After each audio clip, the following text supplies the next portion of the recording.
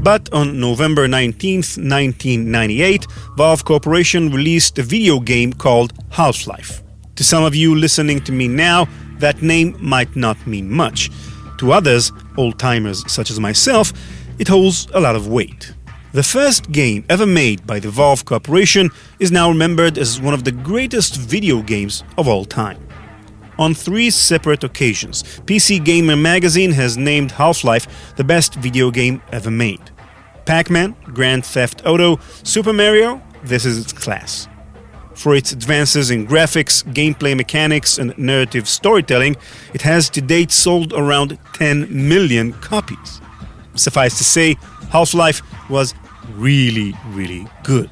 For me, hearing the game's signature soundtrack still sends shivers down my spine.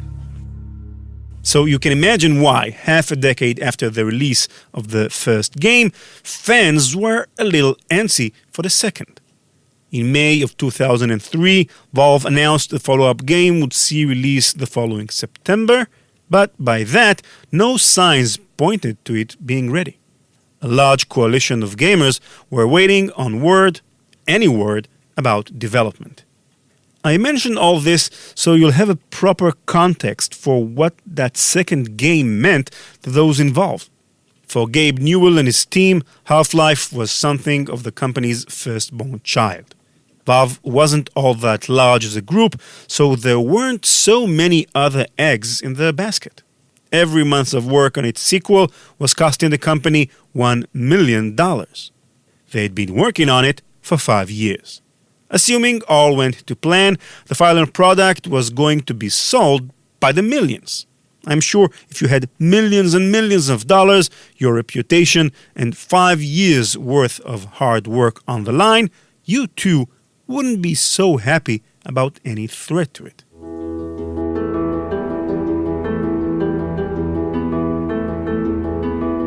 On October 2nd, 2003, Gabe Newell woke up in his Seattle home to find his company's masterwork posted in full online.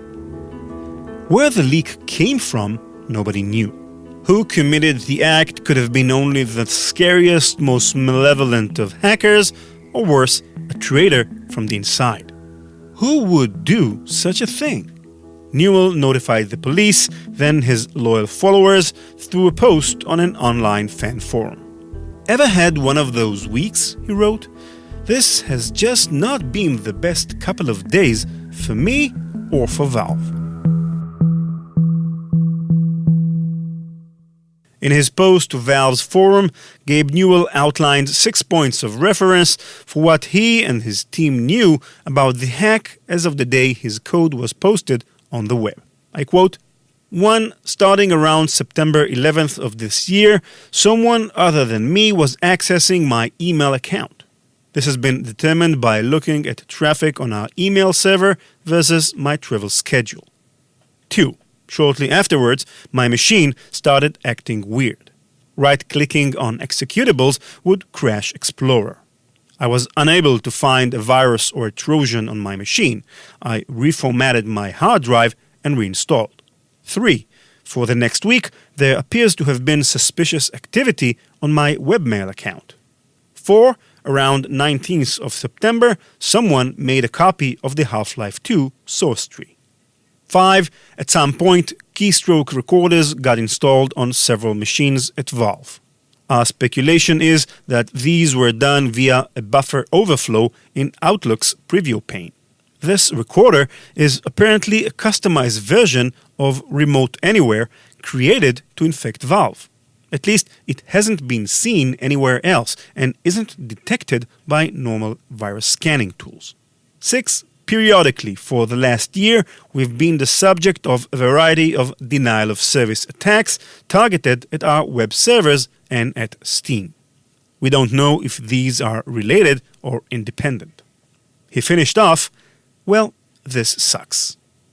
Valve didn't immediately find the culprit. One community member responded to Gabe's post with the IP address of a suspect. Another person said they talked to someone who claimed responsibility for the hack who went by the name of E.F. Ago.